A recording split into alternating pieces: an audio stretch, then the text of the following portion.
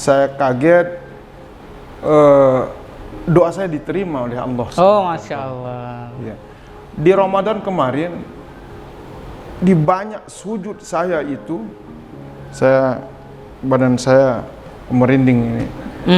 Di banyak sujud terakhir saya itu minta, terutama di sholat malam itu, ya Allah, kenapa saya kepingin sekali ke Tanah Suci? Karena pertama, keutamaan kita beribadah, kedua, tempat yang mustajab ketika kita berdoa. Mengingat di Papua tugas ya terkhusus kami di DPW saat ini banyak PR-PR yang kalau kita itu mengandalkan akal dan kekuatan kita itu agak berat, tidak akan mungkin bisa terselesaikan. Nah, kami ya Allah berikan saya kesempatan untuk berdoa, beribadah di Tanah Suci. Karena banyak hal yang saya harus selesaikan lewat doa. Luar biasa. Ya.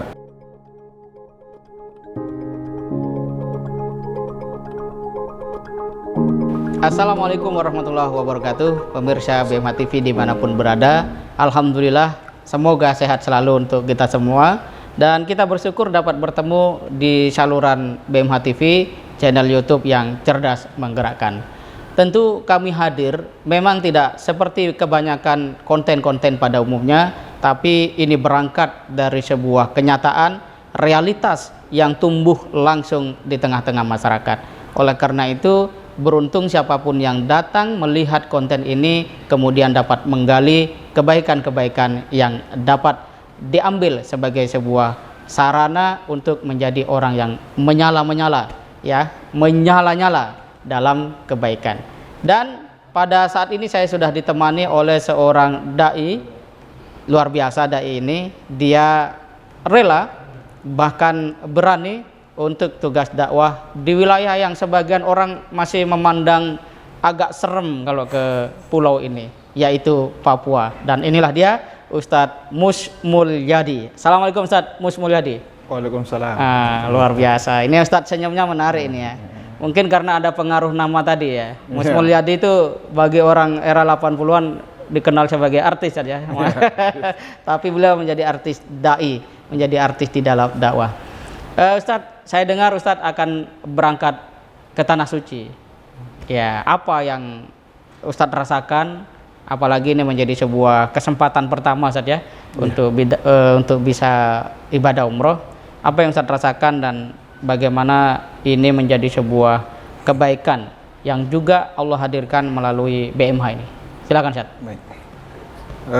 Bismillah, Assalamualaikum warahmatullahi wabarakatuh. Waalaikumsalam warahmatullahi wabarakatuh. Terkait umroh yang diberikan oleh teman-teman di BMH ini, awalnya saya kaget. Ya. Saya kaget kenapa? Karena saya kaget doa saya diterima oleh Allah. Oh, Masya Allah. Ya. Di Ramadan kemarin, di banyak sujud saya itu, badan saya merinding ini. Di banyak sujud terakhir saya itu minta, terutama di sholat malam itu, ya Allah berikanlah saya dua yang saya inginkan. Ya, pertama yang saya minta itu sekolah. Sekolah, alhamdulillah kami direkomendasikan oleh salah satu profesor di Papua untuk masuk ke perguruan tinggi di Jogja, perguruan tinggi Muhammadiyah. Tapi tidak berselang lama, saya kan diangkat jadi DPW PAW itu baru 6 bulan saat itu, 6 bulan. Jadi tidak diizinkan. Salah satunya sama orang tua kita itu di Papua, Murabi. Oh, Papua. Gitu. Jadi beliau bilang kalau antum pergi, ya saya pergi. Jadi gitu. Yang kedua, ya, saya minta sama Allah, ya Allah berikanlah saya kesempatan untuk ke Tanah Suci, tapi saya tidak punya uang. Saya tidak punya kemampuan, tapi Engkau maha kaya. Engkau maha kaya ya Allah. Saya kepingin sekali. Dan di sujud terakhir terus saya sebut, yang dua ini yang mendominasi doa saya, yang dua ini. Alhamdulillah kalau umroh ini diizinkan. Oh, alhamdulillah. Diizinkan. Ya. Kalau ada yang berani menghalangi agak berbahaya. Gitu. Jadi alhamdulillah memang ini lagi-lagi kalau saya amati selama saya di lembaga perjuangan ini, kalau kita betul-betul berjuang dan mau berkorban di jalan Allah, Allah akan ganti. Jadi saya larikan perjuangan saya ini, wah ini ini yang penggantinya dari Allah. Ya karena Masya Allah kan apa namanya, kalau kita andalkan natura di berapa sih? Kan? Nah, ya kalau ngumpul-ngumpul ya bisa saya, tapi 5 tahun dulu baru bisa gitu. Masya terkumpul 40-an juta kan. Nah, gitu. Tapi alhamdulillah Allah kabulkan doa saya, dan ini salah satu yang apa namanya membuat saya ini lebih yakin lagi kekuatan doa ketika kita qiyamul lail, dihantam lagi di sujud terakhir itu. Dan memang di dalam rangka perjuangan, nah, itu yang juga hal yang sangat penting dan harus digarisbawahi. Luar biasa. Saya melihat Ustadz beruntung sekali minta 2 gitu. Kalau satu yang diminta, wah terus misalnya bukan ke tanah suci, agak persoalan gitu. Baik, luar biasa Ustadz. Kisah yang sangat menginspirasi bahwa belakangan kita banyak untuk melihat sesuatu itu serba rasional. Kalau saya pengen ini berarti saya itu. Kalau saya pengen ini berarti harus begini, dan sifatnya adalah rasional dan materialistis. Tapi ternyata Allah Subhanahu wa taala, kalau Ustadz Abdullah Said bilang, Tuhan yang di Balikpapan, Tuhan juga yang di Papua kan gitu. Sama gitu kan. Dan ini menunjukkan bahwa sejauh kita memang yakin kepada Allah, kemudian kita bersungguh-sungguh berjuang di jalan Allah, selalu ada harapan dan ternyata juga ada kenyataan. Nah, berikutnya Ustadz, apa yang menjadi sebuah penguat sehingga ada lahir keinginan untuk ke tanah suci? Apa sih yang Ustadz mau dapat ke tanah suci itu? Karena banyak juga orang bolak-balik ke tanah suci, pulang ya tidak begitu banyak hal yang kemudian bisa dia ubah dalam konteks dirinya, apalagi secara sosial. Apa goal atau target ketika Ustadz nanti bertemu Allah langsung ya di dekat Ka'bah seperti itu? Baik. Yang pertama yaitu kekuatan ibadah di tanah kita yang tidak secara khusus disebutkan keutamaannya, sangat diijabah. Salah satunya ini perjalanan ini. Nah, yang kenapa saya kepingin sekali ke tanah suci? Karena pertama keutamaan kita beribadah, kedua tempat yang mustajab ketika kita berdoa.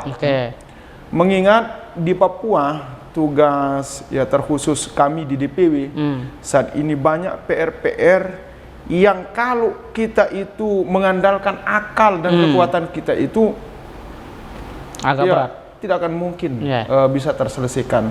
Nah, kami ya Allah berikan saya kesempatan untuk berdoa, beribadah di tanah suci. Karena banyak hal yang saya harus selesaikan dengan doa. Luar biasa. Ya, termasuk perjuangan dakwah kita di Papua, daerah pedalaman di Papua. Tentu saya pribadi selaku pimpinan wilayah Papua itu memiliki tanggung jawab besar untuk bagaimana ini kita doakan teman-teman yang di pedalaman ini supaya dakwahnya langgeng, kemudian komunikasinya dengan masyarakat, baik masyarakat Papua dan masyarakat pendatang bisa berjalan. Dan ini yang kami kejar ya, mudah-mudahan ya, mohon doanya Ustadz supaya saya pribadi dan teman-teman yang berangkat umroh ini bisa diberikan kesehatan sehingga bisa beribadah dengan maksimal. Luar biasa. Jadi patut kami haturkan rasa terima kasih kepada para dermawan, donatur BMH yang juga memberikan perhatian pada program dakwah, karena dai-dai kita itu kalau berangkat ke tanah suci untuk beribadah umroh, dia ingin ada energi. Ketika kembali ke tempat dakwahnya, dia ingin menyelesaikan soal-soal lain yang memang hanya bisa diselesaikan ketika dia berdoa kepada Allah. Ini satu hal yang sangat luar biasa. Jadi budaya baik untuk kemudian memberangkatkan umroh dai pedalaman seperti yang sebelumnya di Tanjung Balai Karimun dan hari ini di Jayapura ya, Papua ya, ya Ustadz Mus Mulyadi, itu bisa terus kita kembangkan untuk dai-dai kita yang lain, karena sudah jelas mereka berangkat ke tanah suci ingin mendapat energi dan kembali dengan membawa solusi ya bagi persoalan-persoalan yang dihadapinya. Luar biasa Ustadz. Nah, info juga yang saya dapat, Ustadz Mus Mulyadi ini dulu cukup sering ke Wamena Ustadz ya? Oh iya. Sedikit dong cerita. Wamena itu kayak apa? Karena saya sendiri belum pernah ke sana. Mau ke sana dibilang jangan dulu Pak Ustadz, berbahaya ke sana. Dalam pengertian situasi keamanan belum sekondusif Jayapura gitu mungkin saja. Nah, boleh cerita Ustadz hal-hal yang mungkin secara kebutuhan, kemudian kecintaan masyarakat ingin mendapatkan cahaya Islam ya, termasuk juga kondisi yang ada di sana, misalnya musola kayak apa gitu kan. Kemudian saya saja waktu itu ke Manokwari, waktu itu kepingin membeli Iqra, disampaikan teman-teman, oh tidak ada toko Iqra di sini. Apalagi di Wamena, saya membayangkan begitu kan. Nah, betapa Quran dan Iqra di sana itu kan menjadi hal yang sangat istimewa gitu. Silakan Chat, seperti apa situasi dan dakwah dai-dai kita yang ada di Wamena? Baik, untuk saat ini secara umum di Papua mulai dari tahun 2020 ke atas ya, alhamdulillah keamanan di provinsi Papua terkhusus di kota itu sudah kayak kita di Jawa. Makanya kami itu agak heran sama teman-teman yang ditugaskan ke Papua. Nanti ini begini, nanti ini begini, sehingga tidak sampai ke Papua. Padahal Papua itu sekarang sudah luar biasa, artinya perhatian pemerintah itu terhadap Papua itu tinggi ya. Terutama fasilitas-fasilitas publik yang umum seperti pasar, jembatan dan lain sebagainya. Itu transportasi ya. Transportasi. Dan malah kalau kami di Lombok itu, ya saya ini kan dari Lombok. Dari Lombok. Kemarin sempat mampir di Lombok. Itu pakai Maxim apa itu kan kayak agak susah di situ. Padahal kalau di Papua pakai terus, masya Allah, mau ke manapun itu kita nge-Maxim terus. Luar biasa. Gitu. Jadi kebutuhan teknologi itu ya sekarang sebenarnya sudah merata. Ya, apatah lagi perhatian pemerintah itu tinggi ke daerah timur. Kemudian ini pesan kami pada dai-dai yang muda yang dikirim dari manapun lah ya. Dari manapun, tidak hanya dari Hidayatullah. Ya, Papua itu aman. Segera kalau ditugaskan itu nanti ketemu dengan saya di sana. Kemudian yang kedua tadi sempat sebut Wamena. Jadi tahun 2017 itu sempat kan putus dakwah kita di situ. Dulu lama putusnya, dari mulai Ustadz Syarif Bastian dulu, kemudian Pak Ustadz Mahdi di Hitigima dan Ustadz Syarif Bastian itu di di Walisi. Kemudian Ustadz yang bapaknya rektor PUZ sekarang, Ustadz Jamal siapa namanya? Beliau di Woma namanya. Di tahun 2000 itu terjadi kerusuhan sehingga teman-teman dai ini dipulangkan. Demi keamanan. Demi keamanan. Itu sempat vakum sampai tahun 2000. Bayangkan kalau dari tahun 2000 sampai tahun 2017. 17 tahun. Ya, berapa? 17 tahun. Iya, itu vakum. Ya, enggak ada. Setelah itu kami diutuslah, terkhusus saya berdua dengan Pak Ramadan namanya, sama DPW Ramadan Hilapok. Ya, Hilapok. Almarhum ya. Almarhum. Jadi Saya ke sana diutus berdua sama DPW saat itu Ustadz Mualimin. Ya, sempat juga khawatir bagaimana, tapi yang namanya fitrah manusia itu tetap. Ya, begitu. Tapi seperti yang antum bilang tadi, terus DPW kita ini kasih semangat, Ustadz Mualimin, intan surullah yansurukum. Jadi tidak usah takut. Ya, Tuhan yang di Jayapura sama juga Tuhan di Wamena ya. Itu beliau bilang. Luar biasa. Jadi jalan, Bismillah jalan. Nah itu berjalan terus naik turun sampai tahun 2020. Ya tahun 2020 banyak itu anak-anak mau ikut. Ya sehingga di penghujung tahun 2020 itu terbukalah sekolah khusus anak-anak Papua di situ di Posdai. Di Wamena tapi? Di Jayapura. Oh Jayapuranya. Ya, jadi kumpul di situ. Oh maksudnya anak-anak Wamena ikut untuk belajar Islam. Oh Masya Allah, luar biasa. Termasuk masih berjalan sampai sekarang dan saya sekarang tinggal di situ juga di pondok yang kita bangun sekarang banyak. Tekam ya? Iya, bukan di Koya Barat. Koya Barat. Koya Barat. Ya, Koya Oke, Barat. ya, mantap. Melewati pasar berarti saja. Ya, melewati pasar ya. Baik. Itu. Nah, sekarang ini banyak anak-anak kita yang saudara-saudara kita yang muslim asli Papua itu di pondoknya kita di Pondok Dai itu. Kalau di sana terkenalnya Pondok Dai. Pondok Dai. Pondok Dai. Yeah. Bukan Pondok Hidayatullah. Iya. Di mana ini Ustaz? Di Pondok Dai ya. Gitu. Tidak masalah dikenal apapun. Yang penting adalah dakwah itu sendiri ya, Masya Allah. Luar biasa kisah Ustaz Mas Mulyadi ini. Dan memang saya waktu ke Jayapura sempat melihat beliau waktu itu berangkat. Terus beberapa tahun kemudian saya datang, beliau baru pulang dari Wamena. Hanya saja waktu itu karena memang tugas saya sama dengan beliau banyak di lapangan, beliau juga baru datang, akhirnya tidak bisa bertemu untuk diskusi itu. Dan kesempatan ini menjadi sebuah anugerah kita bisa melihat. Nah, seperti apa prospek ataupun tanggapan masyarakat Wamena tentang Islam itu, Ustaz? Baik. Kalau kami lihat, kalau tingkat toleransi itu di Papua itu tinggi, Ustaz. Tidak masalah ya? Tidak ada masalah. masalah. Iya. Lain di tempat lain lah ya. Tempat saya terkhusus sama saya di Lombok itu.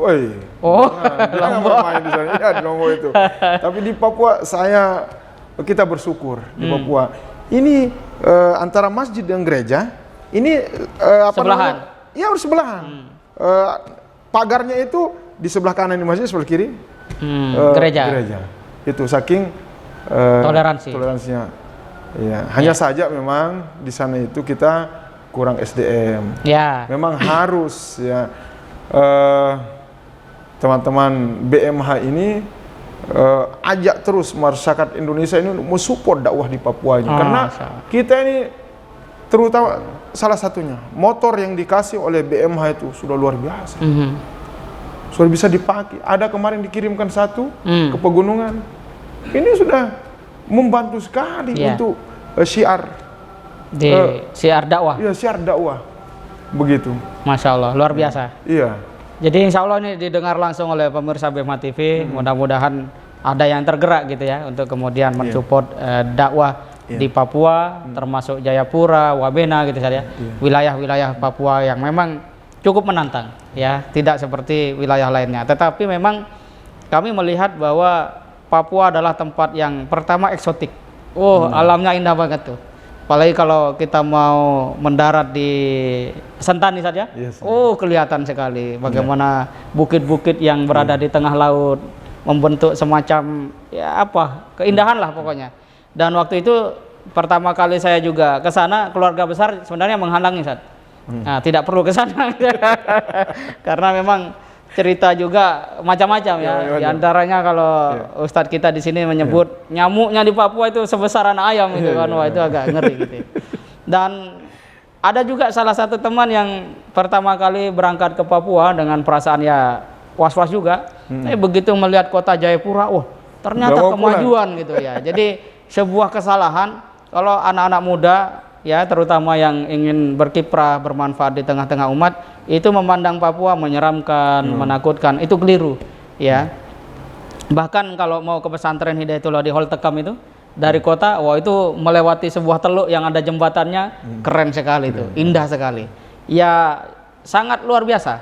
Dan karena itu upaya kita memandang Indonesia Timur sebagai sebuah tempat yang lebih baik memang secara nyata sudah tersedia. Begitu saja. Yes, ya. Terakhir Ustadz, apa pesan Ustadz kepada anak-anak muda yang ingin menekuni dakwah sebagai jalan hidup? Baik. Pesan kami kepada adik-adik yang ditugaskan, baik di seluruh, tidak hanya di lembaga Hidayatullah, di lembaga-lembaga lain, ya, PR kita di Papua ini masih banyak, masih banyak, ya, terkhusus para dai. Jadi jangan kita inilah yang dilarang oleh Allah, ya. Kita ini belum bergerak sudah lain-lain pikirannya.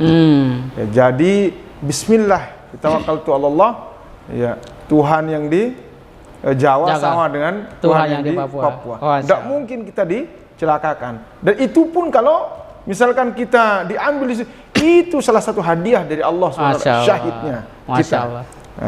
Jadi seperti itu. Dan jangan terpengaruh terhadap info-info yang keliru, beredar, yang keliru, ya begini. Nah, ini justru nanti yang membuat niat kita berubah. Yang awalnya kita ini semangat, sudah di SK-kan, malah tidak mau jalan. Nah, ini bahaya. Jadi Papua itu sekarang sama seperti di Jawa, aman, dan memang kita ini butuh tenaga dai, karena Papua ini mungkin kalau disamakan sekitar 5 kali Jawa ya, luasnya. Oh, luas sekali Papua. Ya, luas sekali. Sementara dai kita nih kadang setahun itu yang dikirim cuma 1. Itu pun kalau sampai kan. Gitu. Ya, luar biasa. Ya, begitu para adik-adik, para pendakwah, para dai, ya, kalau sudah ditugaskan, ya jalan, bismillah, kita sama-sama berdakwah di Papua untuk berbagi ilmu, untuk mencerdaskan ya saudara-saudara kita yang ada terkhusus muslim di Papua. Baik, terima kasih banyak Ustadz Mus Mulyadi atas waktu dan sharingnya, luar biasa ya. Dan kita mendapati bahwa tugas di Papua merupakan sebuah tantangan tersendiri, karena pertama adalah geografi yang begitu luas, kemudian medan yang juga ada laut, ada gunung, dan rata-rata juga masih harus ditempuh dengan udara ya, dengan pesawat, sehingga memang kos untuk dakwah di Papua itu tinggi, jauh lebih besar, juga butuh stamina sekaligus nyali. Tetapi mereka sudah memilih dan siap untuk kemudian komitmen dan konsisten. Tugas kita adalah menguatkan kiprah mereka. Tadi Ustadz Mus Mulyadi menyampaikan bantuan sebuah sepeda motor saja itu sudah sangat berarti, luar biasa. Idealnya memang umat Islam ini dai-dainya kalau mau dakwah itu sudah helikopter, Ustadz. Jet pribadi gitu kan. Jet pribadi, tapi perjalanan masih panjang. Semoga suatu saat Allah berikan ya kebaikan-kebaikan yang seperti itu. Meskipun hari ini dengan yang kita sebut tadi butuh SDM dan seterusnya, sesungguhnya Allah sudah memberi kesempatan kita untuk berkiprah dakwah di Papua. Ya, kita doakan perjalanan umroh Ustadz Mus Mulyadi berjalan lancar dan baik, dan kembali dengan membawa energi untuk memberi solusi, mencerdaskan anak bangsa.